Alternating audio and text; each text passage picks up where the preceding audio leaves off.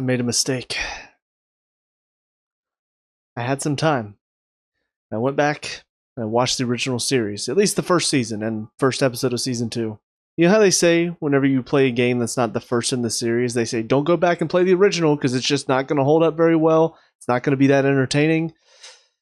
Yeah, with movies and TV shows, it's the opposite. If they do a remake of a series, yeah, don't go watch the original because most of the time it's going to ruin the remake for you. What's up, guys? Mason the Brock Anderson here, and this is Leverage Redemption Season 2, Episode 12, The Museum Job. So something that I'm assuming I'm going to talk about in the intro, because a little bit of a trade secret, I don't actually record the intro until after I've watched both episodes. Something I'm sure I'll talk about is I recently had a little bit of time over the past couple weeks, since I wasn't capable of doing any reviews. Thankfully, I'd had a few reviews scheduled, but it gave me some time, and I decided to scratch the itch, and I decided to jump back into Leverage for, I think, my third or fourth rewatch of the series, and I managed to get through Season 1, and I started Season 2. Now, granted, it could change after the first couple seasons, but just watching, I was reminded of what made the original show so good that this sequel series does not seem to understand.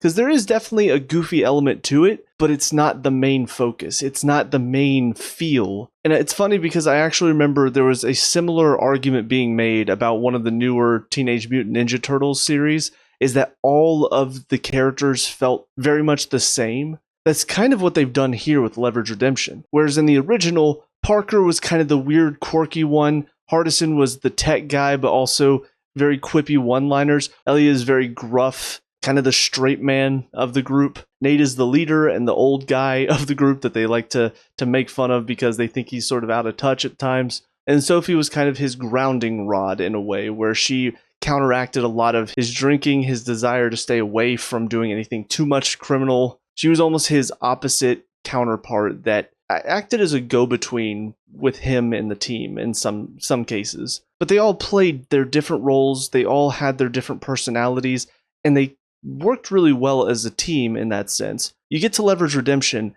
everybody is kind of the same. They're all goofy in some way. They're not all the same type of goofy, but they're all goofy. And that's not only a problem that they're all the same, it's also a problem in a sense that the entire show just feels goofy.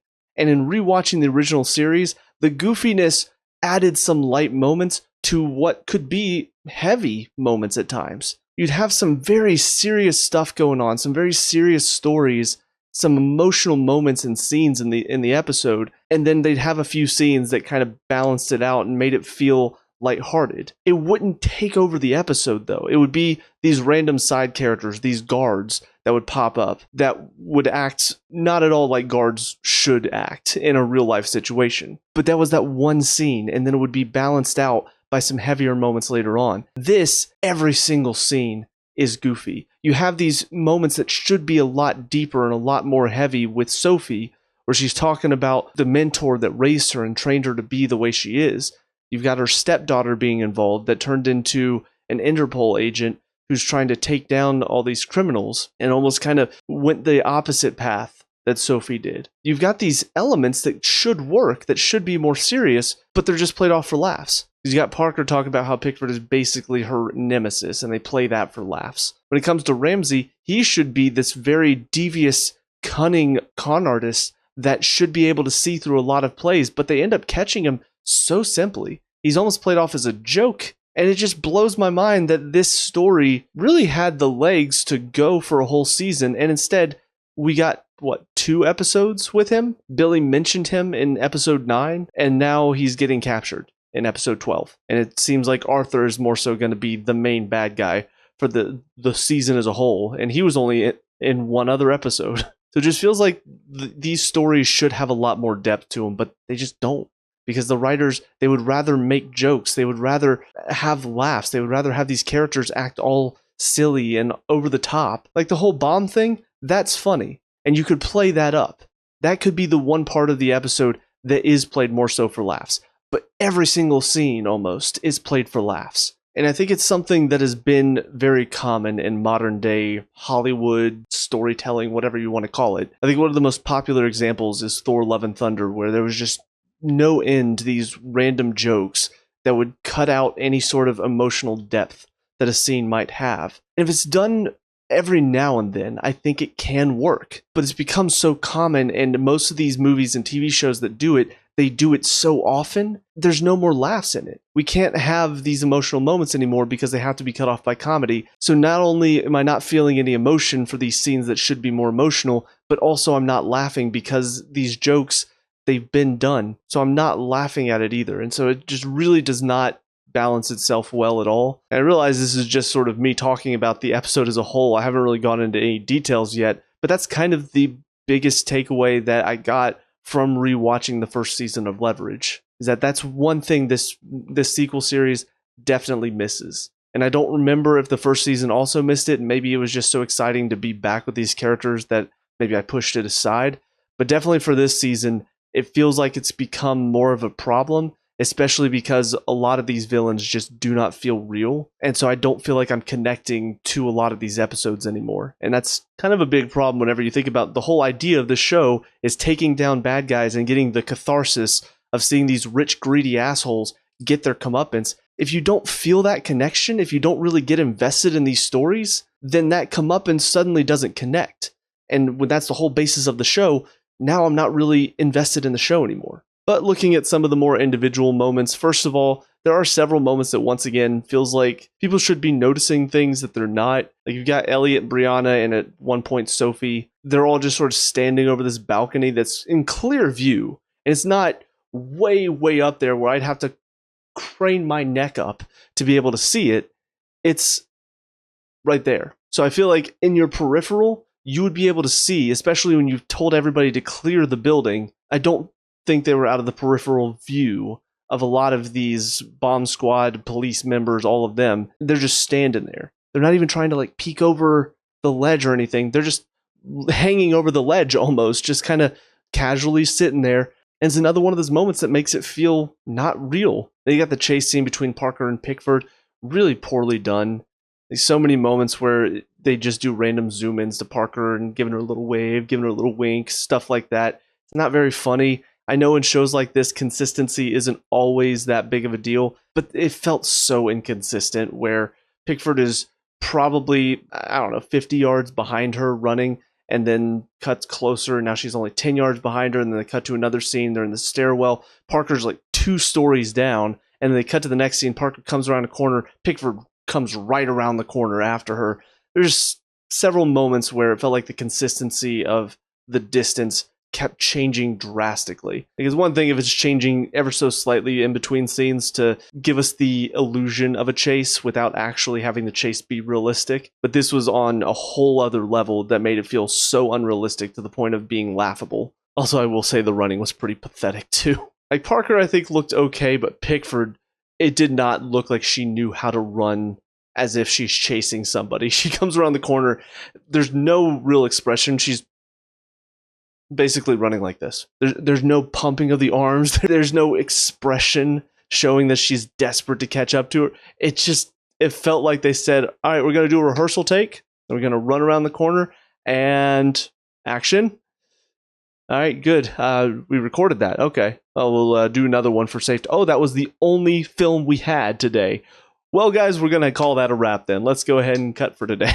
I have no proof that that's what happened, but that's certainly what it looked like based on the actual acting involved in that scene. I think the final thing to criticize is the museum curator. Pathetic. Just absolutely pathetic. It's one thing if you have a random side character that's supposed to act goofy, but he's a main character involved in this. He's constantly in almost every scene. On top of that, how does he even fit into their plan? Because at one point, Brianna talks about how there's an issue because he's coming up to the floor where they've made the fake restoration room. So it didn't seem like he was part of the plan. And then he calls Pickford, but then she doesn't even move like she's supposed to, I guess. I don't know. And then the way Harry stops him, like there's a level of goofiness that you can buy. I promise I won't do this too much more, but going back to the original show, when there's a goofy moment in any scene with a character acting not like a real person would in a given situation, there's a certain line that you can't cross. And I think that line is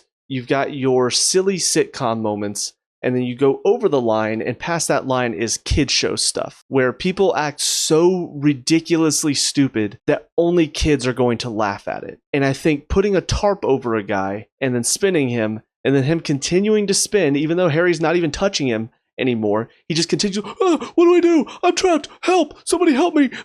And nobody's touching him. He's just trapped in a tarp. That's a level of stupidity that crosses over into this is a kid's show. And this isn't a kid's show. Because what kids are going to understand the idea of forgeries and art theft and all of these different things? No kid is watching this. And yet, this is clearly a moment meant for a kid's show. Because only kids are going to find that idea funny of a guy getting trapped in a tarp, spun around a couple of times, and now he can't escape from the tarp. I just don't understand what thought process goes into that. I don't know who's involved with it. I don't know if it's the writers that decided to do it, or if just on the day the director was like, all right, well, we need him to be trapped apparently because that's all the writers gave me. So we're going to have Harry throw a tarp over him and then he's just not going to be able to get out of it. That'll work, right? I think that's about everything in this episode. Everything else was just kind of meh. The whole plan Arthur puts in place, it feels a little simplistic. I don't really understand why he's trying to get Sophie arrested because it seemed like they sort of made up in the episode he was involved in. So now all of a sudden he's coming back as a bad guy. Feels a little odd. Billy the Gent as well. I thought he was going to be maybe a bit more of a villain in all of this, but it seems like he's okay by the end of this and he's said his goodbyes to Sophie, but who knows? Maybe we'll find out he's actually involved too and he and Arthur were working together. But I will say going back and watching the original show might have been a mistake because it's definitely made this show feel a lot worse in comparison. Like before, I was already not that entertained. I was already not really having a good time with some of the episodes, most of the episodes for this season. But now going back and watching the original show, it just reminded me how clever the writing and the setup for it was, how well that team worked together. I think another great example of a show going from being really good with this interesting team of characters to a show basically written for kids where all the team acts the exact same, all silly, all goofy. They have no discerning personality traits. Teen Titans Go. If you watch the original show, if you love the original show, you're probably not going to like Teen Titans Go. I don't. I hate the show. I've seen 2 episodes and I hate this show because it's so stupid. And it captures none of what made the original show great. It's not exactly on the same level with Leverage Redemption because it still feels like it's trying to be the original show. It still feels like it's trying to have the same style and the same theme, whereas Teen Titans Go just feels like it's trying to be for a younger audience with the same characters for some reason. So at least this one still tries to be faithful. It just doesn't really live up to it, unfortunately, because there's too much about it that they don't get correct, that they don't capture, that the original show did, that unfortunately it makes it a lot less entertaining. So apologies for that kind of long rant on this one episode, but there's a lot that I had to get out after watching the first season of the original show again. Hopefully the finale can give me some level of enjoyment, but we'll see when we get to it. I'll see you guys there in just a second. And finally, episode 13, the crowning achievement job. So once again, this just got way too goofy. If it had one goofy storyline, I could let it slide. But the problem with this show is it always feels like it needs to go over the top with it. So not only is the whole Harry getting into the vents with Parker, not only is that extremely goofy, way over the top goofy, but then we also throw on the fact that Harry and Parker go talk to the curator as FBI agents. That scene is goofy. Harry helping the curator question his guards. That scene is goofy. Every single possible moment with Brianna is 10 times the goofiness of every other scene. So many moments in this feel so over the top goofy.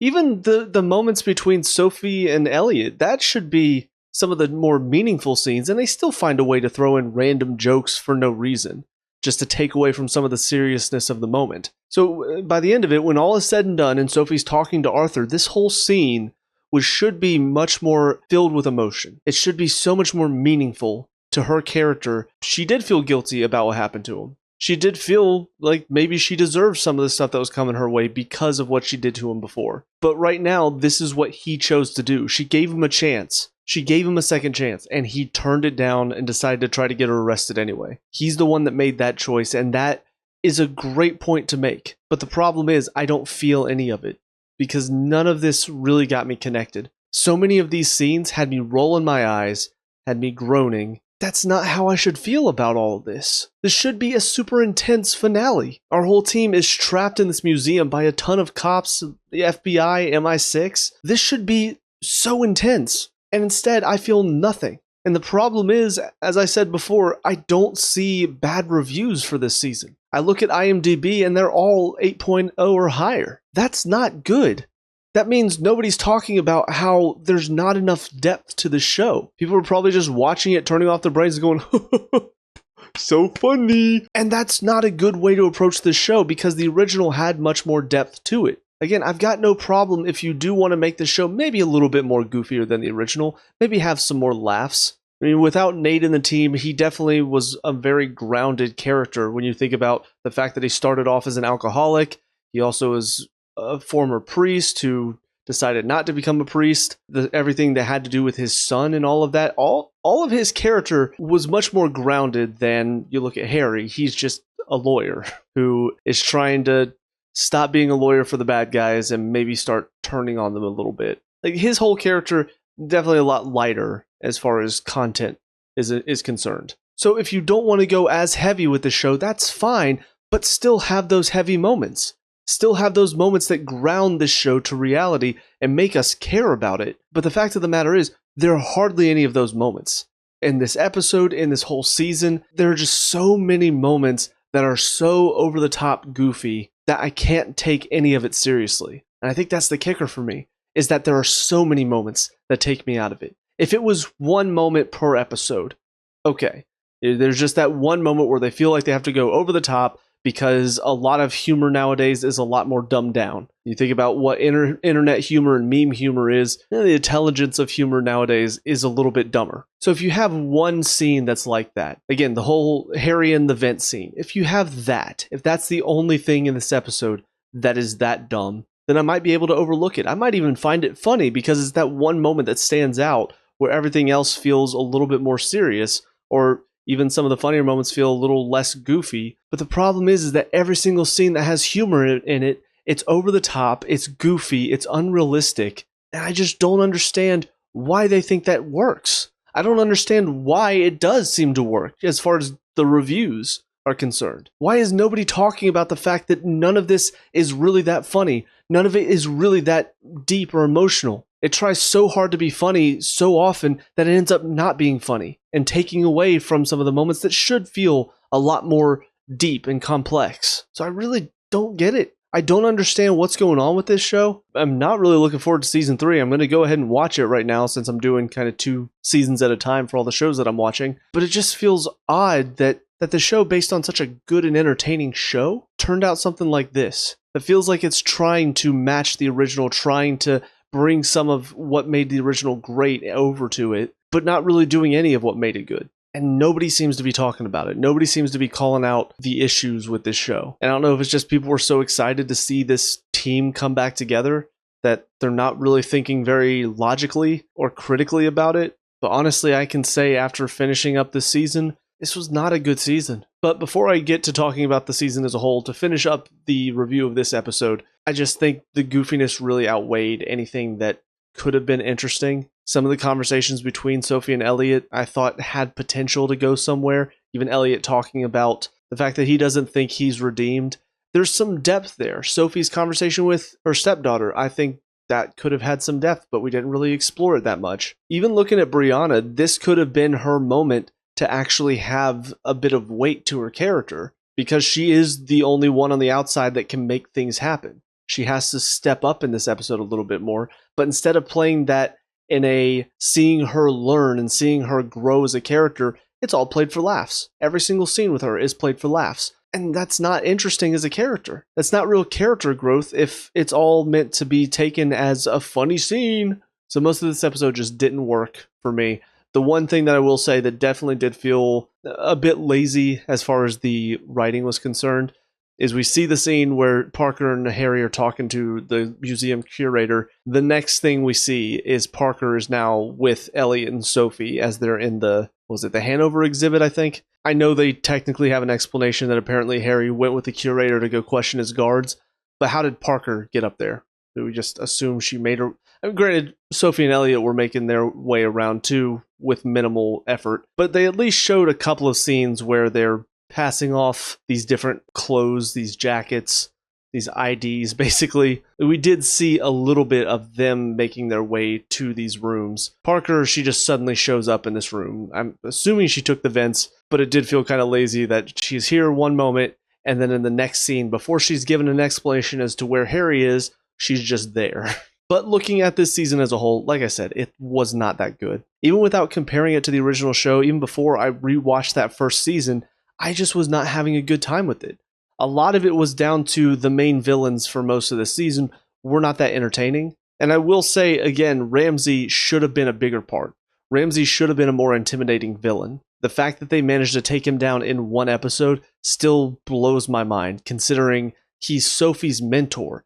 That should be a bigger deal. But even outside of Ramsey, most of the villains for this season were just not that entertaining. They were all played for laughs. They were all goofy and over the top and so unrealistic that it felt like more parodies of real life villains than they were actually villains. I feel like when you have a character like that, the catharsis you feel for seeing a villain like that taken down doesn't feel nearly as good when the guy doesn't feel like a real villain in the end. I think the best way to put it is looking at it in painting terms. You've got portraits and you've got caricatures. Portraits do a very good job of trying to capture what the real person looks like in a painting. Caricatures exaggerate some of the parts of a person. Most of the time, their most unique quality. These feel a lot more like caricatures of a person, of bad guys in real life. And to me, I think that takes out a lot of that emotion that we normally feel whenever we see somebody that is supposed to represent a real life bad guy. It takes a lot of that emotion out because it's very obvious you're watching a show at that point. Whereas in the original, it felt like these people could actually exist. Feels like some of these people might actually exist. And seeing them get their comeuppance, seeing them find out what went wrong and find out that they have lost everything. So many of them, the reactions felt real. And it felt so good to see those real reactions. In this one, nobody's reaction feels real. It feels like overdone nonsense that you would see in a cartoon whenever Yosemite Sam gets beat by Bugs Bunny for the 50th time. But I think that's about it for this final episode in this season as a whole. It kind of feels like every season is kind of isolated as far as the story, but I do hope season 3 has a bit more of a through line as far as story is concerned, because it did feel like the through line for this one was really not focused on hardly at all. It was mainly focused on Sophie, and I feel like there was a lot more there to explore, but we should have taken a few more episodes to go through it. Even if we only had 1 or 2 scenes in every episode, I feel like that would have worked a lot better than just we had 1 episode focused on it, we had another episode focused on it, and then the final 2 were just, here's your story now. But those were all my thoughts, so let me know what you guys think down in the comment section below. What were your thoughts on these final 2 episodes and the season as a whole? Let me know, we can talk about and discuss all that good stuff. Leave a like and subscribe, future Leverage Redemption reviews. Also check out the channel, we have a lot of other reviews on here, so check those out if you have time. But until next time, I hope you guys have a great day. I will talk to y'all later. Peace out.